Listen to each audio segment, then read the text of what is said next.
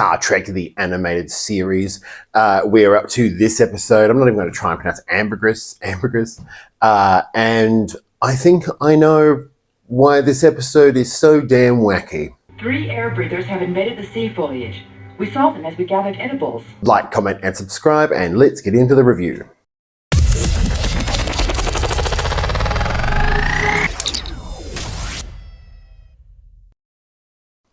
Now, the episode opens with them going to this alien world, which is covered in water, to get some specimens and to learn how to help another planet that is in trouble from flooding and catastrophic disaster. We get introduced to a submersible shuttlecraft, which is pretty cool. We get introduced to a giant red monster of whom attacks that shuttlecraft. Kirk and Spock don't get away and wake up, and they can't breathe air. They bring them up to the ship, put them in this tiny, I want to say aquarium and sickbay, find out their DNA has been altered and they can't live like that. So they go down to the planet because they don't have another aquatic submarine. Wait. So they go down to the planet, they swim underneath. They find fish people who hate land people. And these are really, these are genuinely cool designed fish people. They look genuinely interesting. And this whole episode, the creature that attacks the submersible shuttlecraft looks really cool. The alien landscape looks really cool. They meet these people who don't want to help them, and then they sort of inquire further. And they find out that there was a war between the land and the sea. Then there was a cataclysm that forced them to go under the ocean. The young people are the ones who saved Kirk and Spock by making them fish people, and the old people don't like change and don't want to make things any different. They send Kirk and Spock back up to the Enterprise. They're like, fuck you, fuck all your people you came from. And they send them back up because they don't want them there. They just send them into exile. The crew finds them.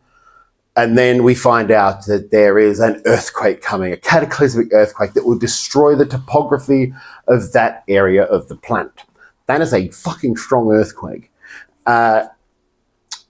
So they must go, and in order to get the cure, they need to go to these ancient relics where they've learned that there is information on how to bring them back. There's an interesting group of characters. I think they're the Aquans, this mermaidy type race, but there's a couple of characters who sort of help them along the way. The younger ones, I'm presuming they're meant to be Kirk and Spock, sort of, I don't know how to describe it, don't want to be fish people because they need to make a difference.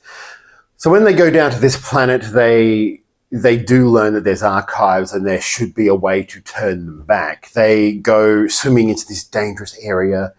It's, I don't know how to describe it. It's a chasm. They go in there and they find like a Romanesque kind of city, a submerged city like Atlantis. And it looks really good. Like all the artwork for behind them looks fantastic. There's a lot of original artwork in this episode as well. The planet's very unique looking. When they find the cave that's conveniently right there, or the building, they find the information. They get back up to the ship. They have to get injections. And it sort of looks like it's going wrong, but then it goes right. And they're cured.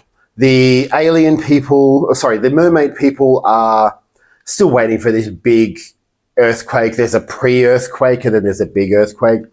And the Enterprise helps them by using its phasers. We learn that the Enterprise has learned how to help this other planet. They want help by assisting these people. The fish people the mermaid people decide to, the young people decide to colonize the land. They want to sort of get back to their roots.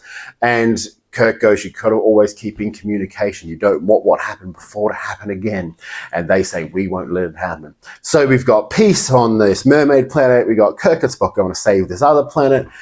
And what we have is sort of a fun episode where, like, for example, the cure for Kirk and Spock is the venom from that red creature at the beginning, of which they have to go and get from him. And they don't think they've got enough, so they can't test it. And it's really sort of, it's a really sort of quick-paced episode. It doesn't really stop. It's sort of bang, bang, bang, bang, bang. We introduce, like, submersible shuttlecraft, speedboat shuttlecraft, and then miraculously submersible shuttlecraft shows up again. We'll ignore it. It's a cartoon. But it's a really interesting, once again, sort of this play on the old people don't want the young people to go against the rules. The young people just want to sort of do things differently and make their mark. Sounds very much like every era of humanity ever.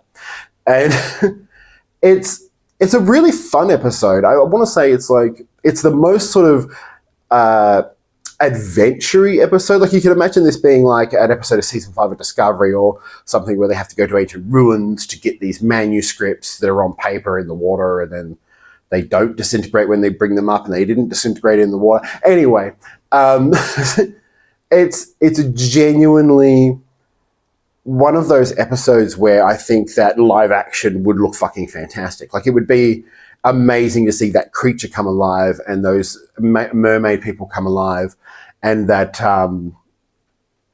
that real sense of we're writing a fun adventure for this cartoon series. And I don't know how well ratings-wise Star Trek the Animated Series did, but this episode is one of those ones which would have engaged you if you're a kid or an adult. Like, I was watching it and I'm going, this is really fun. This looks really cool. We got to see parts of the Enterprise we hadn't seen, like the sick bay with the aquarium, the shuttle bay we got to see, new shuttles. Like, it introduced so much in this episode that I genuinely am going, oh, why haven't we seen this in Star Trek already? Like, why haven't we seen this in any other Star Trek? A submersible shuttlecraft?